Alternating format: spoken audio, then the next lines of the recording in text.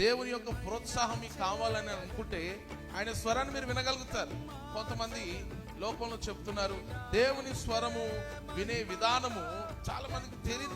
పిల్లలు, దేవుని యొక్క ప్రోత్సాహం చాలా మందికి తెలియదు. ఓ కాంట్రాక్ట్ దొరికితేనో, జాబ్ వస్తేనో, వ్యాపారం సఫలం అయితేనో అదే ప్రోత్సాహం అనుకుంటారు. కానీ కాదు.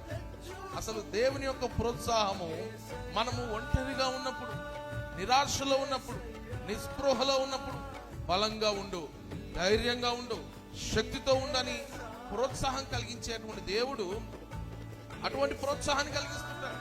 కానీ లోకంలో మనం అబ్జర్వ్ చేసినప్పుడు బలహీనమైన వ్యక్తిని లోకం ఇంకా బలహీనపరుస్తుంది. బాధలో ఉన్న వ్యక్తిని లోకం ఇంకా బాధలోకి నెడుతుంది. శ్రమల్లో ఉన్న వ్యక్తిని లోకం ఇంకా శ్రమల్లోకి నెడుతుంది. కారణం ఏంటంటే లోకం ప్రోత్సాహం అందించదు, దేవుడు ప్రోత్సాహాన్ని అందిస్తాడు.